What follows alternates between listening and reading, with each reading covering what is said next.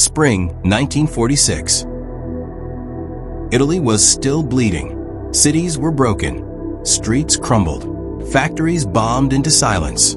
Half-destroyed buildings stood like solemn witnesses of a world war that had just ended. The dust hadn't yet settled, and over Rome, the sky remained gray with the scars of history. But from the heart of this destruction came a hum, a glimmer, not of tanks or planes, but of something small, something that would change the world forever. This is the story of Vespa. A story not just about a scooter, but about rebirth, design, and a revolution on two wheels. The story begins not on a road, but in the port city of Genoa. In 1884, an Italian visionary named Rinaldo Piaggio founded a small company that produced ship fittings and luxury train interiors. But Piaggio's ambitions soon took flight, literally. By the early 20th century, the company became a key player in aviation, manufacturing cutting-edge aircraft. During both world wars, Piaggio was a primary supplier of fighter planes for the Italian military. Their designs were bold, powerful, and precise. Rinaldo Piaggio became a titan of the skies.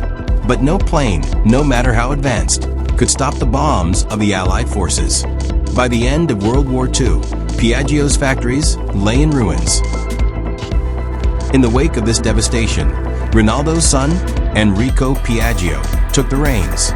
And with him came a new vision, not of war, but of rebuilding. He saw not the sky, but the road.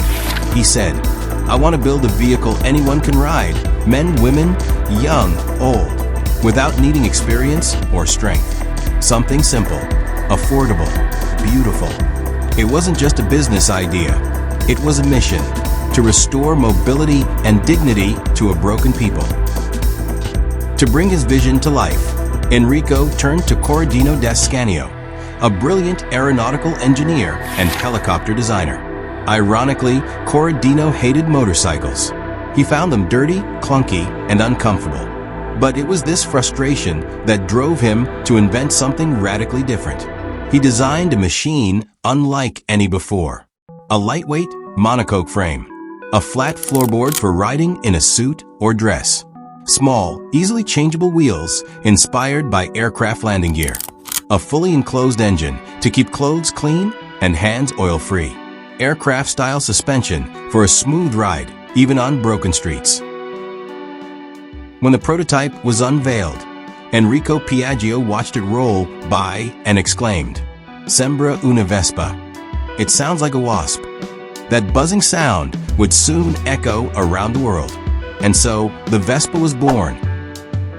In 1946, the very first Vespa, 98 cubic centimeters, was introduced to the streets of Rome. It was elegant, simple, friendly, a new kind of freedom on two wheels. Within months, Vespa became more than a scooter. It became a symbol of Italy's economic revival, of youth, of modernity, of style. It didn't take long for Vespa to cross borders. Its practical design and sleek silhouette made it perfect for the narrow, winding streets of Europe.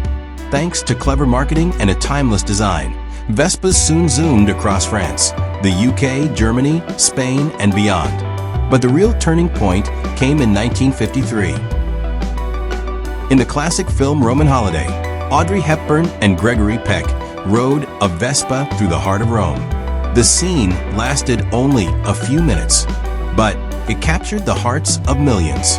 In that moment, Vespa became a global icon, a symbol of romance, freedom, and adventure. Enrico and his team didn't miss a beat. They patented the design, licensed production globally, and adapted Vespa to local markets, while preserving its iconic look.